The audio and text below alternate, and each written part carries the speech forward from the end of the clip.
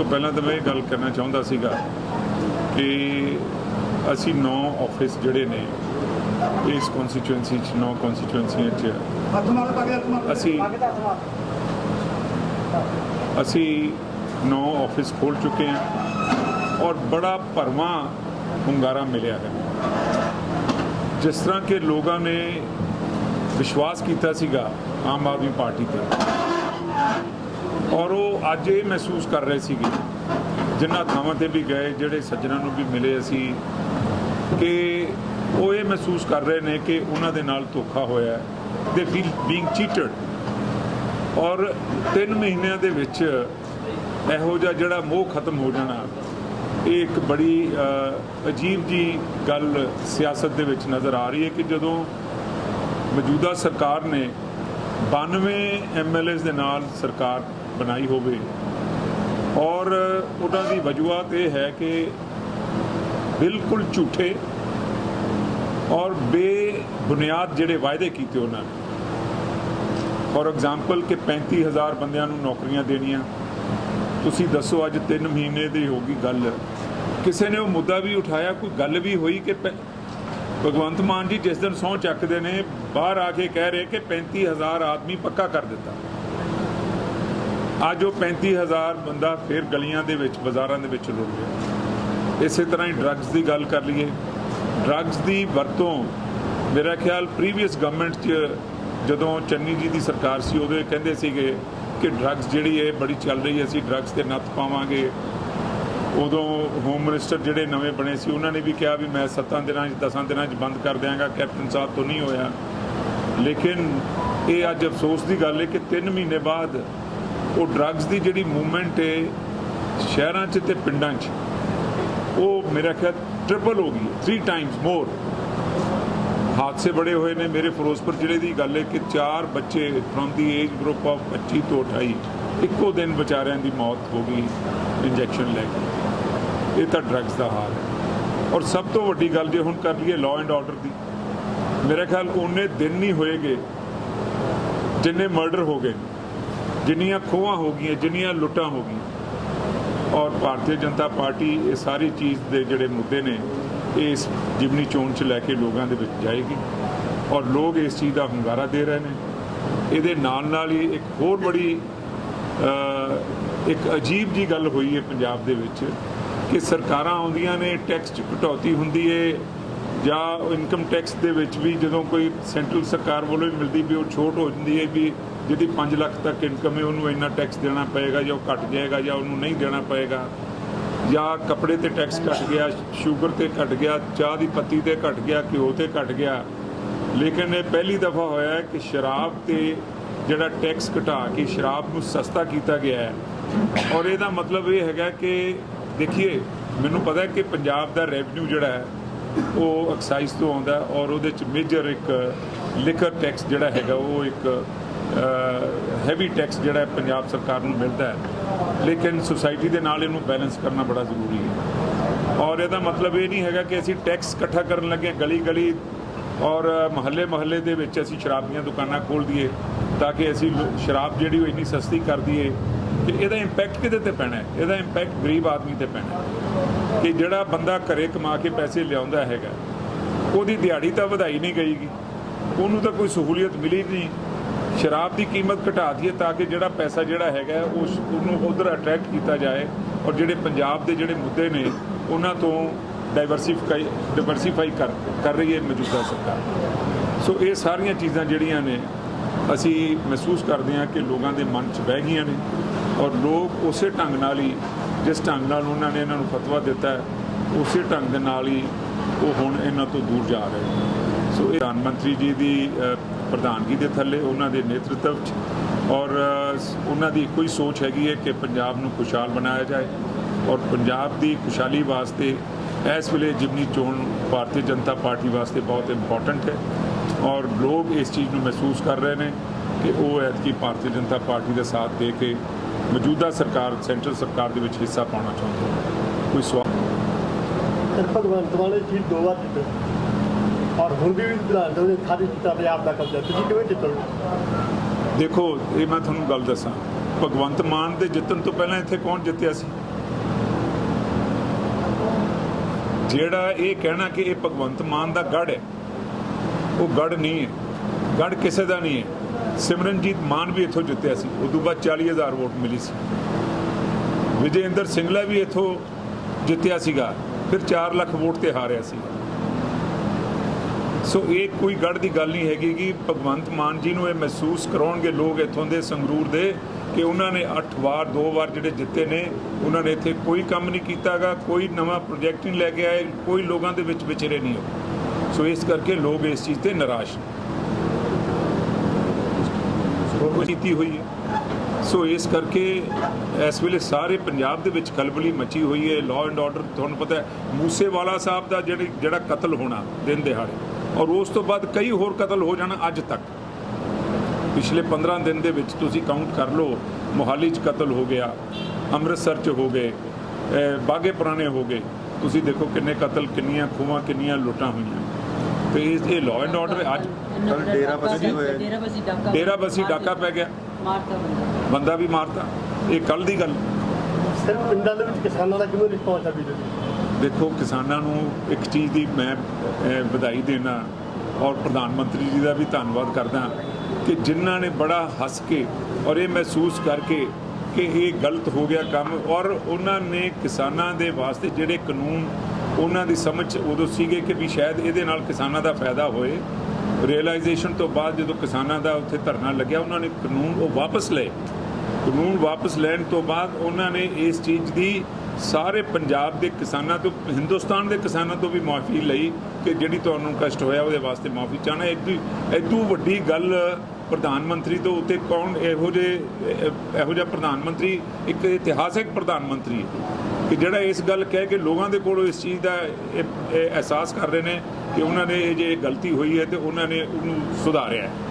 ਔਰ ਅੱਜ ਕਿਸਾਨ ਜਿਹੜਾ ਹੈਗਾ ਉਹਨੂੰ ਜਿੰਨੀਆਂ ਵੀ ਸਹੂਲਤਾਂ ਨੇ ਉਹ ਜੋ ਸੈਂਟਰ ਦੇ ਵੱਲੋਂ ਆ ਰਹੀਆਂ ਨੇ, ਚਾਹੇ MSP ਹੈ, ਚਾਹੇ ਮੂੰਗ ਤੇ MSP ਹੈ, ਚਾਹੇ ਕਣਕ ਤੇ ਹੈ, ਚਾਹੇ ਝੋਨੇ ਤੇ ਹੈ, ਉਹ ਸਾਰੀਆਂ ਜਿਹੜੀਆਂ ਫੈਸਿਲਿਟੀਜ਼ ਖਾਦ ਤੇ 61,000 ਕਰੋੜ ਰੁਪਏ ਦੀ ਪ੍ਰਧਾਨ ਮੰਤਰੀ ਜੀ ਨੇ ਸਬਸਿਡੀ ਦਿੱਤੀ ਹੈ ਸਿਰਫ ਖਰੀਫ ਕ੍ਰੌਪ ਤੇ।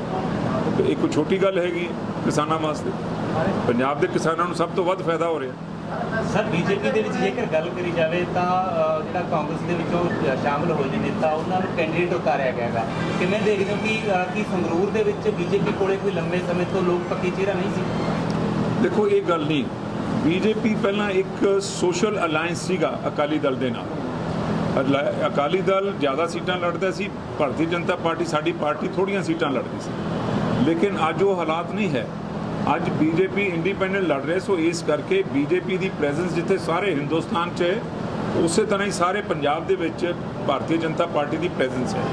ਉਸ ਚੀਜ਼ ਨੂੰ ਮੱਦੇਨਜ਼ਰ ਰੱਖਦੇ ਹੋਏ ਹੀ ਭਾਰਤੀ ਜਨਤਾ ਪਾਰਟੀ ਨੇ ਮਹਿਸੂਸ ਕੀਤਾ ਕਿ ਅਸੀਂ ਆਪਣਾ ਕੈਂਡੀਡੇਟ ਆਪਣੇ ਸਿੰਬਲ ਕਮਲ ਦਾ ਜਿਹੜਾ ਫੁੱਲ ਹੈ ਸਾਡਾ, ਉਹਦੇ ਤੇ ਉਹ ਲੜੇ।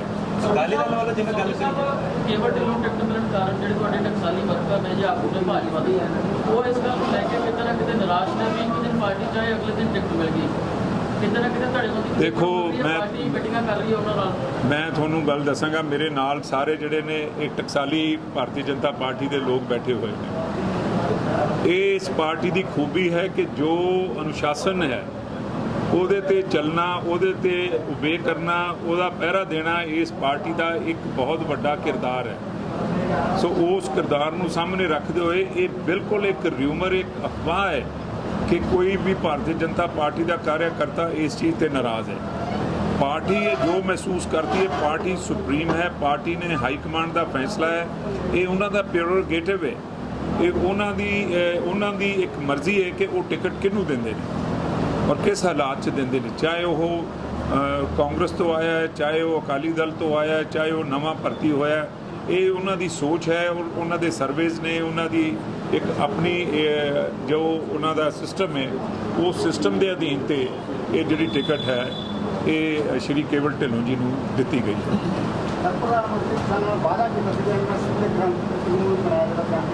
ਹਾਂਜੀ,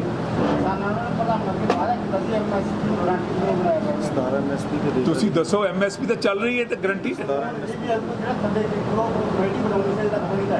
ਨਹੀਂ MSP ਇਜ਼ ਕੰਟੀਨਿਊ। ਅੱਜ ਤੱਕ ਇੱਕ ਵੀ ਮੂਵਮੈਂਟ ਤੇ ਉਹ ਕਾਨੂੰਨ ਬਣਨ ਦੇ ਬਾਵਜੂਦ ਵੀ MSP ਡਿਸਕੰਟੀਨਿਊ ਨਹੀਂ ਹੋਏਗੀ। ਸੋ MSP is going as it is. MSP ਤਾਂ ਬੰਦ ਹੀ ਨਹੀਂ ਹੋਏਗੀ, MSP ਚੱਲ ਰਹੀ ਹੈ। ਉਹਨਾਂ ਨੇ ਆਦੇ ਮੈਂਬਰ ਹੀ ਨਹੀਂ ਦਿੱਤੇ, ਉਹਨਾਂ ਨੇ 3 ਵਾਰੀ ਮੰਗ ਲਏ। ਬਈ ਵਾਅਦਾ ਤਾਂ ਕੋਈ ਵੀ ਵਾਅਦਾ ਖਿਲਾਫੀ ਨਹੀਂ, ਪ੍ਰਧਾਨ ਮੰਤਰੀ ਦੇ ਲੈਵਲ ਤੇ ਕੋਈ ਵਾਅਦਾ ਖਿਲਾਫੀ ਨਹੀਂ ਹੋਈ। ਉਦੋਂ ਕੋਈ ਮੰਨਦਾ ਸੀਗਾ ਵੀ ਪ੍ਰਧਾਨ ਮੰਤਰੀ ਸ਼੍ਰੀ ਨਰਿੰਦਰ ਮੋਦੀ ਜੀ ਆਪਣੇ ਬਣਾਏ ਹੋਏ ਕਾਨੂੰਨ ਵਾਪਸ ਲੈ ਲੈਣਗੇ? ਕੋਈ ਬੰਦਾ ਨਹੀਂ ਸੀ ਮੰਨਦਾਗਾ। ਲੇਕਿਨ ਜਦੋਂ ਉਹਨਾਂ ਨੇ ਅਨਾਉਂਸ ਕਰ ਦਿੱਤਾ ਇੱਕ ਸਵੇਰ ਉੱਠ ਕੇ, ਮੇਰਾ ਖਿਆਲ 20 ਕਿ 21 ਨਵੰਬਰ ਦੀ ਗੱਲ ਹੈਗੀ, ਉਹਨਾਂ ਹਾਂਜੀ ਜਨਮ ਦਿਨ ਸੀਗਾ ਜੀ, ਹਾਂ ਗੁਰਪੁਰਬ ਵਾਲੇ ਦਿਨ ਉਹਨਾਂ ਨੇ ਕਿਹਾ ਤਾਂ ਮੈਂ ਵਾਪਸ ਲੈ ਲਏ। ਲੋਕ ਫਿਰ ਵੀ ਕਹਿੰਦੇ ਸੀ ਕਿ ਵੀ ਸ਼ਾਇਦ ਇਹ ਨਾ ਹੋਵੇ। ਪ੍ਰਧਾਨ ਮੰਤਰੀ ਜੀ ਦੀ ਜੋ ਕਹਿਣੀ ਔਰ ਕਥਨੀ 'ਚ ਕੋਈ ਫਰਕ ਨਹੀਂ ਹੈਗਾ। ਜੇ ਉਹਨਾਂ ਨੇ ਜੋ ਗੱਲ ਵੀ ਕੀਤੀ ਹੈ ਕਿਸਾਨਾਂ ਦੇ ਬਾਰੇ, ਉਹ ਕਿਸਾਨਾਂ ਦੇ ਹਿੱਤ 'ਚ ਹੀ ਸਾਰੇ ਕੰਮ ਹੋਣਗੇ। ਤੁਸੀਂ ਆਉਣ ਵਾਲੇ ਸਮੇਂ 'ਚ ਦੇਖ ਲਿਓ। ਸਰ ਕੈਪਟਨ ਸਾਹਿਬ ਨਾਲ ਆਪਣਾ ਗੱਠ ਜੋੜਾ, ਕੈਪਟਨ ਸਾਹਿਬ ਕੀ ਪ੍ਰਚਾਰ ਚਾਹਣਗੇ ਜੀ ਸੰਗਰੂਰ? ਕੈਪਟਨ ਸਾਹਿਬ ਦੀ ਤਬੀਅਤ ਜਿਹੜੀ ਹੈਗੀ ਹੈ, ਉਹ ਉਹਨਾਂ ਦੀ ਬੈਕ ਜਿਹੜੀ ਹੈ ਉਹ ਪ੍ਰੋਬਲਮ 'ਚ ਹੈ।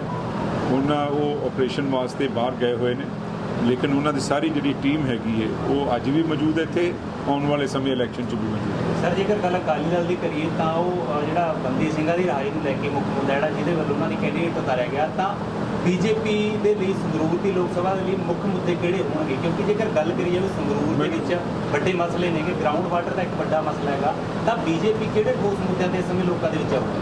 ਦੇਖੋ, ਬੀਜੇਪੀ ਪੰਜਾਬ ਦੇ ਵਾਸਤੇ ਔਰ ਸੰਗਰੂਰ ਦੇ ਇਲਾਕੇ ਦੇ ਵਾਸਤੇ ਹਰ ਉਹ ਕੰਮ ਕਰੇਗੀ ਜਿੱਥੇ ਲੋਕਾਂ ਦੇ ਹਿੱਤ ਵਿੱਚ ਗੱਲ ਹੈ। ਚਾਹੇ ਉਹ ਪਾਣੀ ਦਾ ਮਸਲਾ ਹੈ, ਚਾਹੇ ਉਹ ਟਰਾਂਸਪੋਰਟੇਸ਼ਨ ਦਾ ਮਸਲਾ ਹੈ, ਚਾਹੇ ਉਹ ਨਵੇਂ ਪ੍ਰੋਜੈਕਟ ਲਿਆਉਣ ਦਾ ਮਸਲਾ ਹੈ, ਚਾਹੇ ਉਹ ਨੌਕਰੀਆਂ ਦਾ ਮਸਲਾ ਹੈ, ਸਾਰੇ ਹੀ ਉਹ ਕੰਮ ਕੀਤੇ ਜਾਣਗੇ। ਔਰ ਦੂਸਰੀ ਗੱਲ, ਜਿਹੜੇ ਤੁਸੀਂ ਬੰਦੀ ਸਿੰਘਾਂ ਦੀ ਗੱਲ ਕਰ ਰਹੇ ਹੋ, ਮੈਂ ਇੱਕ ਗੱਲ ਪੁੱਛਣਾ ਚਾਹੁੰਦਾ ਕਿ ਬੰਦੀ ਸਿੰਘਾਂ ਨੂੰ ਛੱਡਣਾ ਕਿਹਨੇ? ਸੈਂਟਰ ਸਰਕਾਰ ਨੇ। ਤੇ ਬੰਦੀ ਸਿੰਘਾਂ ਨੂੰ ਜਿਹੜਾ ਬੰਦਾ ਕਹਿ ਰਿਹਾ ਕੈਂਡੀਡੇਟ, ਉਹ ਤਾਂ ਇੱਕ ਸਿਆਸਤ ਦੀਆਂ ਰੋਟੀਆਂ ਸੇਕ ਰਹੇ ਨੇ। ਬਈ ਅਸੀਂ ਕਿਹੜਾ ਭੱਜ ਰਹੇ ਹਾਂ? ਅਸੀਂ ਤਾਂ ਕਹਿ ਰਹੇ ਹਾਂ ਸਾਨੂੰ ਸਾਡੇ ਬੰਦੇ ਨੂੰ ਤੁਸੀਂ ਬਣਾਓ। ਬੰਦੀ ਸਿੰਘਾਂ ਨੂੰ ਤਾਂ ਛੱਡਣ ਦੇ ਅਸੀਂ ਗੱਲ ਕੀਤੀ ਹੋਈ ਹੈ, ਆਲਰੇਡੀ ਇਹ ਗੱਲ ਚੱਲੀ ਜਾ ਰਹੀ ਹੈ। ਔਰ ਭਾਰਤ ਸਰਕਾਰ ਇਸ ਤੇ ਸੋਚ ਵਿਚਾਰ ਕਰ ਰਹੀ ਹੈ, ਜਿਹੜੇ ਛੱਡਣ ਵਾਲੇ ਨੇ ਉਹਨਾਂ ਨੂੰ ਹਰ ਹਾਲੇ ਛੱਡਿਆ ਜਾਏਗਾ। ਕਾਲੀ ਸੂਚੀ ਖਤਮ। ਔਰ ਕਾਲੀ ਸੂਚੀ ਕਿਹਨੇ ਖਤਮ ਕੀਤੀ ਹੈ? ਭਾਰਤੀ ਜਨਤਾ ਪਾਰਟੀ ਨੇ। ਜਿਹੜੇ 84 ਦੇ ਦੰਗਿਆਂ ਨੂੰ ਕਿਹਨੇ ਜਿਹੜਾ ਸਜ਼ਾ ਯਾਫਤਾ ਕੀਤਾ ਹੈ? ਭਾਰਤੀ ਜਨਤਾ ਪਾਰਟੀ, ਸ਼੍ਰੀ ਨਰਿੰਦਰ ਮੋਦੀ ਜੀ ਨੇ। ਕਰਤਾਰਪੁਰ ਸਾਹਿਬ ਦਾ ਲਾਂਘਾ, ਚਾਰੇ ਸਾਹਿਬਜ਼ਾਦਿਆਂ ਦੇ ਸ਼ਹੀਦੀ ਜਿਹੜਾ ਬਾਲ ਵੀਰ ਦਿਵਸ ਹੈ, 6000 ਰੁਪਏ ਕਿਸਾਨਾਂ ਦੇ 6000 ਕਿਸਾਨਾਂ ਦੇ ਖਾਤੇ। ਮੈਂ ਕਿੰਨੀਆਂ ਉਪਲਬਧੀਆਂ ਗਿਣਾਵਾਂ ਤੁਹਾਨੂੰ? ਇਹ ਇੱਕ ਵੀ ਗਿਣਾ ਦੇਣ ਮੈਨੂੰ। ਜੇਕਰ ਬੀਜੇਪੀ ਦਾ ਉਮੀਦਵਾਰ ਜਿੱਦਾਂ ਤਾਂ ਕਿਹੜੇ 3 ਪ੍ਰੋਜੈਕਟ ਨੇ ਤੁਹਾਨੂੰ ਲੱਗਦਾ ਵੀ ਜਿਹੜੇ ਸੰਗਰੂਰ ਦੇ ਲਈ ਪਹਿਲ ਦੇ ਆਧਾਰ ਤੇ ਬੀਜੇਪੀ ਲੈ ਕੇ ਆਵੇ? ਮੈਂ ਤੁਹਾਨੂੰ ਇਹ ਗੱਲ ਦੱਸ ਰਿਹਾ ਕਿ ਅਸੀਂ ਸਾਡੇ ਵਾਸਤੇ ਹਰ ਉਹ ਪ੍ਰੋਜੈਕਟ ਪ੍ਰਾਇੋਰਟੀ ਹੈ ਜਿਹੜੀ ਲੋਕਾਂ ਦੇ ਹਿੱਤ 'ਚ ਹੈ।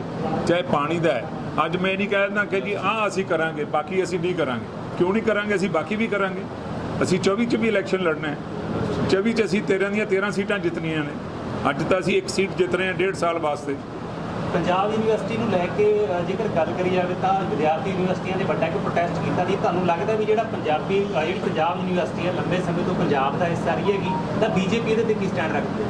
ਦੇਖੋ, ਉਹਦੇ 'ਚ ਬੀਜੇਪੀ ਦਾ ਸਟੈਂਡ ਇਹ ਹੈਗਾ ਕਿ ਉਹ ਯੂਨੀਵਰਸਿਟੀ ਨੂੰ ਜੋ ਫੰਡਿੰਗ ਦੀ ਲੋੜ ਹੈਗੀ ਹੈ ਸੈਂਟਰਲ ਗਵਰਨਮੈਂਟ ਵੱਲੋਂ, ਉਹ ਫੰਡਿੰਗ ਪੂਰੇ ਤੌਰ ਤੇ ਦਿੱਤੀ ਜਾ ਰਹੀ ਹੈ। ਔਰ ਪੰਜਾਬ ਗਵਰਨਮੈਂਟ 'ਚ ਹੀ ਉਹ ਪੰਜਾਬ ਦੇ ਵਿੱਚ ਹੀ ਸਥਾਪਿਤ ਹੈ। ਉਹ ਯੂਨੀਵਰਸਿਟੀ ਨੂੰ ਚੱਕ ਕੇ ਨਹੀਂ ਕਿਤੇ ਲੈ ਕੇ ਜਾ ਰਹੇ, ਨਾ ਕਰਨਾਟਕਾ 'ਚ ਲੈ ਕੇ ਜਾ ਰਹੇ, ਨਾ ਤਮਿਲਨਾਡੂ 'ਚ ਲੈ ਕੇ ਜਾ ਰਹੇ। ਸੋ ਉਹ ਇੱਕ ਗਲਤ ਫਹਿਮੀ ਲੋਕਾਂ ਦੇ ਵਿੱਚ ਪਾਈ ਗਈ ਹੈ। Punjab university is Punjab university, ਔਰ ਉਹਦੀ ਫੰਡਿੰਗ ਪਹਿਲਾਂ ਵੀ ਸੈਂਟਰਲ ਗਵਰਨਮੈਂਟ ਕਰਦੀ ਸੀ, ਹੁਣ ਵੀ ਅਸੀਂ ਉਹਨੂੰ ਕਰਾਂਗੇ। ਮਰਡਰ ਤੋਂ ਬਾਅਦ ਇਹਦਾ ਯੂਜ਼ ਹੈ ਜੀ ਕਾਫੀ ਡਿਸਗਰੰਟਲਡ ਹੈ ਦੀ ਪਰਫਾਰਮੈਂਸ ਆਫ ਸਿਟੀ ਗਵਰਨਮੈਂਟ। ਲੱਗਦਾ ਹੈ ਕਿ ਇਹ ਬਾਈ ਇਲੈਕਸ਼ਨ ਹੈ ਵਿੱਚ ਇੱਕ ਇਸ਼ੂ ਹੈ ਬਹੁਤ ਵੱਡਾ ਜਿਸ ਵਾਸਤੇ। ਰਾਏ ਸਾਹਿਬ, it is not the issue, it is the biggest issue and it should B A issue. ਤੁਸੀਂ ਦੇਖੋ ਕਿ ਐਦੋਂ ਵੱਡਾ ਜਿਹੜਾ ਕ੍ਰਾਈਮ ਕੀ ਹੋ ਸਕਦਾ ਹੈ ਕਿ ਇੱਕ ਨਾਮੀਵਰ ਜਿਹੜਾ ਸਿੰਗਰ ਹੈ, ਨੌਜਵਾਨ ਹੈ, ਔਰ ਉਹ ਵੀ ਜਿਹਦੀ ਕਿਸੇ ਨਾਲ ਦੁਸ਼ਮਣੀ ਨਹੀਂ, ਔਰ ਉਹਨੂੰ ਗੋਲੀਆਂ ਦੇ ਨਾਲ ਦਿਨ ਦਿਹਾੜੇ ਭੁੰਨ ਦਿੱਤਾ ਜਾਂਦਾ ਹੈ। ਇਹ ਸਰਕਾਰ ਦਾ I think it is the first nail in their ਕੌਫਿਨ।